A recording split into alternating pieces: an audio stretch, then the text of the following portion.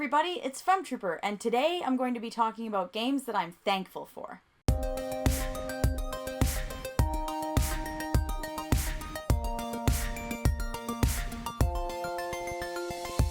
With Thanksgiving coming up in the United States, I figured what better time to talk about games that I'm thankful for. And I have picked 5 games that are just that. They're games that I actually have reason to legitimately be thankful for them. This is a hard one. Actually think about it, because there's a lot of games that I love. They're like my favorite games of all time, but I don't know if I would say I'm thankful for them. So let's go right into it. To start the list off, let's go with an oldie, and that would be Pokemon Red and Blue. So I have the red one. I actually grew up with Pokemon Blue, but I don't have my original cartridge.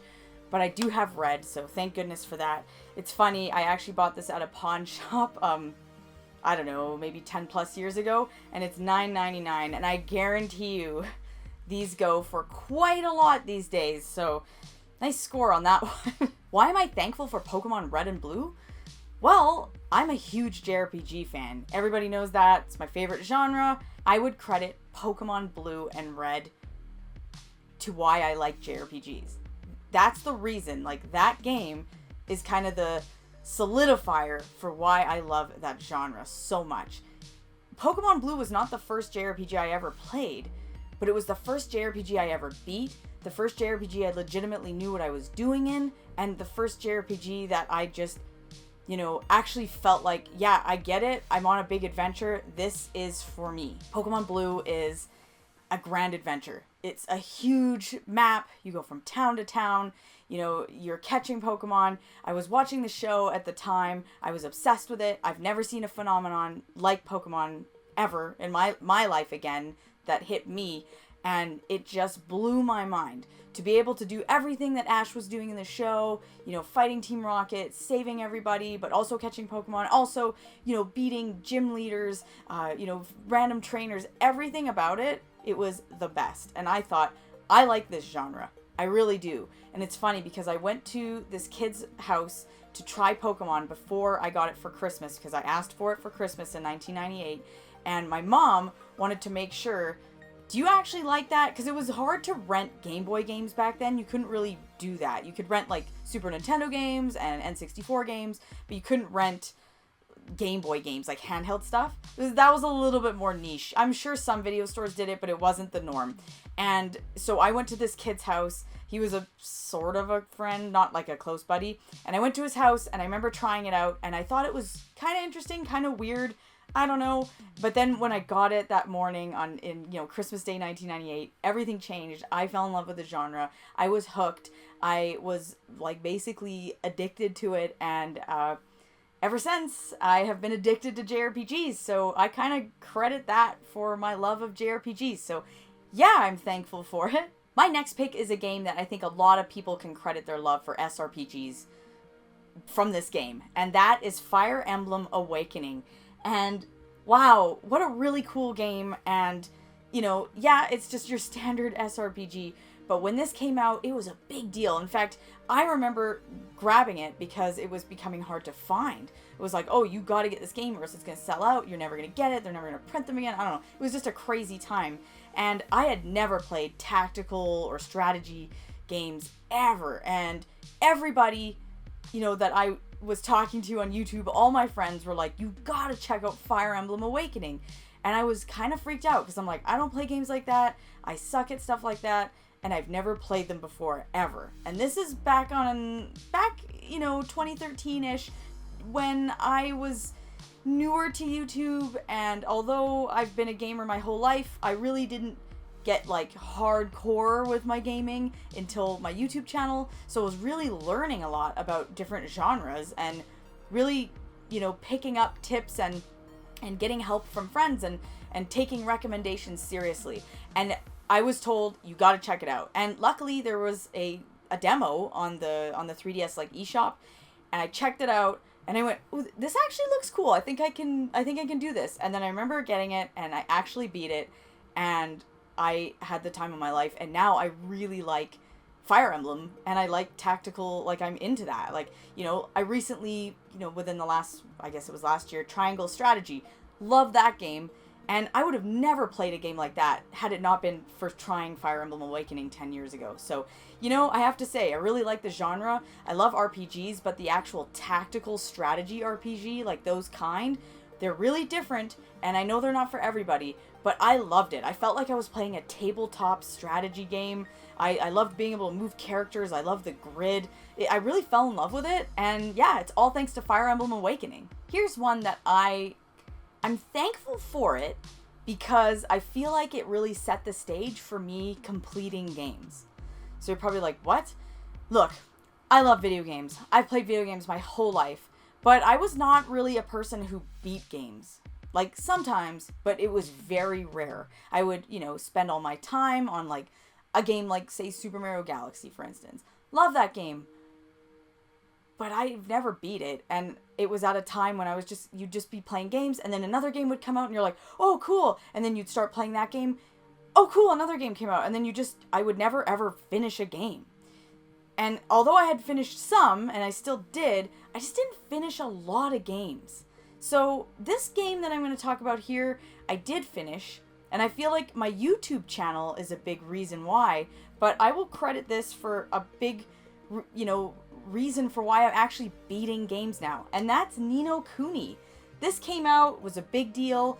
It was a really neat throwback style JRPG, and I thought it looked gorgeous. I was excited to play it. I was like hyped. I remember picking this up day one. I couldn't wait. I had the Steelbook edition. I was like so excited, and back then, like, everybody was talking about this on YouTube. It was really exciting. It was a fun time. I like old school, the gaming community back, you know, 10 years ago. It was really fun. But anyway, that's something else. Ni no Kuni is a great game. So for starters, I'll recommend it big time. It's one of my favorite JRPGs, one of my favorite games. But I actually played this game to the end, beat the boss, saw the end credits. That's a big deal for me back then. Now I'm beating games all the time, but back then I wasn't. And I think a big reason was, like, I have a YouTube channel, I need to review games. I don't want to just like play a game for 10 minutes and then be like, hey, this is neat. I feel like I want to actually play it to the end and give a true review, give a proper, you know, thoughts on it. And that's what I did with Ni no Kuni. I was so happy to actually play this game and beat it. It was a big deal. And then, you know, after that, I started beating games. Started like Fire Emblem Awakening, and then Chrono Trigger, and I started beating all these games, and then I started putting out reviews, and it was kind of a really good feeling. And I feel like ever since then, I've really taken beating games seriously and actually finishing games, and it's a really nice feeling to complete something. So I kind of feel like I'm thankful for Ni no Kuni for that. The next one on my list is a game that I played right after I had a baby. And the reason why I'm thankful for it is, well, here, let's show it. It's Dragon Quest XI, and I'm really thankful for this game because the demo was out at the time for the Switch, and I had a newborn baby, and, well, I would say, well, he was a couple months old, and I hadn't played any video games at all, because when you have a newborn baby, that's just not really happening. It was just, you're living a weird, crazy life. And I tried the demo when I felt like I had a moment to myself, and I went, oh my god, this is so great. This is really cool. This is my thing. And then in the demo was like 10 hours, and I kept playing it. And every time I had a free moment, I would just play a little bit of Dragon Quest, and then a little bit of Dragon Quest the next day. And then finally I completed the demo, and then when this game came out, same thing. Anytime I had, you know, my son was napping or whatever, I was playing Dragon Quest. And then I beat it. And I was like, oh my god, I can actually play games again. So I'm really thankful because it kind of got me out of that gaming funk when you're like a new parent and you don't know what's going on. And then it was like, no, I can do this. I can be me again. I still have interests, and I still love video games, and I still want to play them. And I found a way to do it. And Dragon Quest XI, it got me right out of that like weird, crazy time of like having a new baby. It was kind of a nice, helpful, fun thing to have. So I'm really thankful for Dragon Quest XI for that, because, you know, had I chosen maybe a different game, I don't know, but this one like really grabbed me, and I just, you know, it's my favorite Dragon Quest. One of my favorite games of all time now. It's a very special game to me, and yeah, it kind of just brought me back to me. Now my last game here that I'm going to talk about could kind of be any game, so keep that in mind, but I am thankful for it because it was a really good game to have after my surgery that I had last year. I had major abdominal surgery because of my muscles were all messed up from pregnancy, and it was definitely a very hard recovery. I remember thinking, you know, I'm just gonna sit in bed all day, and it's like, you can't even stand up straight for a week. Like, I had a cane. So, it was hard, and so that's why I was playing Xenoblade Chronicles 2 at the time. And I started it, I think I might have started it, I think a week before my surgery. And I thought, I know that's kind of a silly thing to do because this is a big undertaking, but I was like, whatever, I'm going to play it during my recovery. And that's exactly what I did. Anytime I could, like, you know, just sit there and I wasn't maybe watching TV, I was playing Xenoblade Chronicles 2. And it's an awesome game. I really like it, but it's definitely not without its flaws. So Xenoblade Chronicles 2, I don't think it's the best one in the series, but it was a great game to play when I was recovering, because anytime I was just like feeling messed up and like I was in pain and I couldn't even move and I couldn't do anything, I was very uncomfortable. But I had Xenoblade Chronicles 2, and so I'm really thankful for it because it was a really great game to have during recovery. I feel like other games might not have been so great. Like maybe a platformer wouldn't have been good because A, I get very frustrated with platformers, and B, I love them, but B, I also find that you're like moving, like you're kind of like this a lot, and this was quite relaxing. You know, there'd be a huge vast valley and there'd be mountains and trees and you're just running, and then the occasional battle. I don't know, it was really nice, and you'd be in like a cave, and it's a very pretty game. I just sat there, the music is nice, I love the characters in this game, I love them, you know, it was emotional. I loved it. I remember beating this game, I think the last day of my like time off from recovery, because I took 3 weeks off work for it to recover, and I think it was like the last day, like the day before going back to work, I beat this game. And it was kind of like the whole recovery of my surgery was just like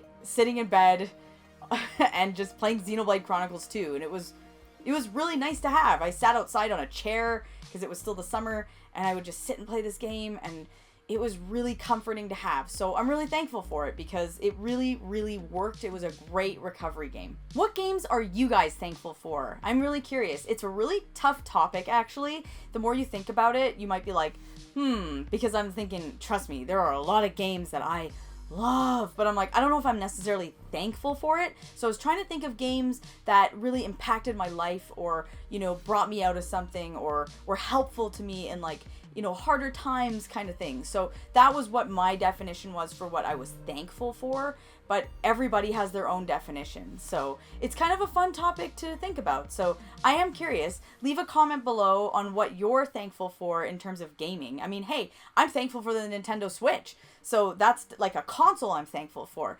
So I'm just curious, what are you thankful for? What games are you thankful for? Hope you enjoyed my video. I really appreciate you guys watching. Always remember to click like and subscribe. And of course, I will see you guys in my next video.